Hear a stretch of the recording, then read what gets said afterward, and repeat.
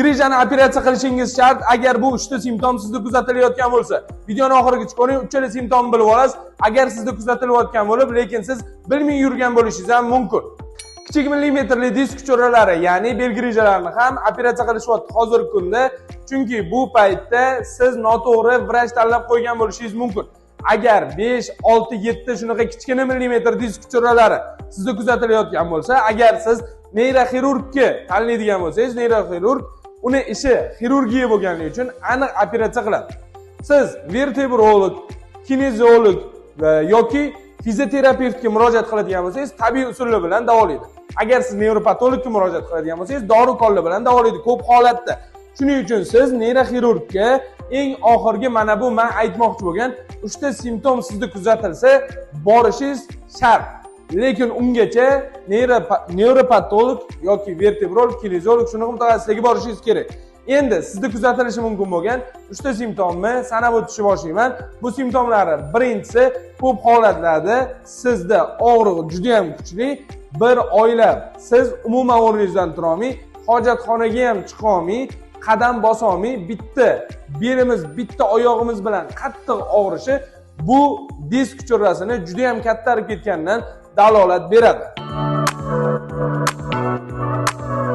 Endi ikkinchi usulga o'tadigan bo'lsak, video ko'p bo'lib ketmasligi uchun qisqa tez tushuntiraman.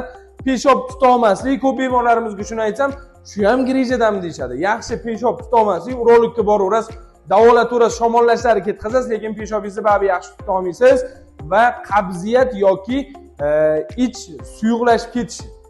Nimaga? Chunki bizda retseptorlar qon bormaganligini hisobiga, belimizda siqilish yuzaga kelganligini hisobiga yaxshi ishlamay, tuta olmay qolish holatiga kelib qolishi mumkin.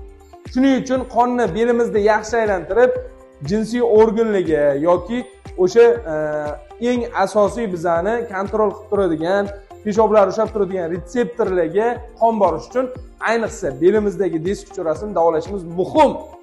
Biz boshqa mutaxassislarga boramiz, grijadanligini bilmaymiz. Hatto bepushtlikka, farzandsizlikka olib kelib qolishi ham mumkin erkaklarda.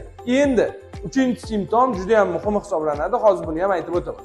Biz bir oylab uyda yotganimizda, harakatsiz qolgan paytlarimizda, bir oylab og'riq o'ta kuchli paytida oyog'imiz uyushib, umuman oyog'imizga qon bormasdan oynaga qaraganimizda bitta oyog'imiz ikkinchisidan ozib ketish holati va oyog'imiz borib falajlanib ishlamay qolish holatiga ham olib kelishi mumkin. Chunki bu eng og'ir simptomlardan biri hisoblanadi va yura olmay qolish holatingiz borib umuman ishlamay sezgi organlari o'lishiga ham olib kelib qolishi mumkin. Agar sizda shunaqa 3 ta simptom kuzatilsa, tezroq o'sha neyroxirurgga murojaat qilib grijani oldiring.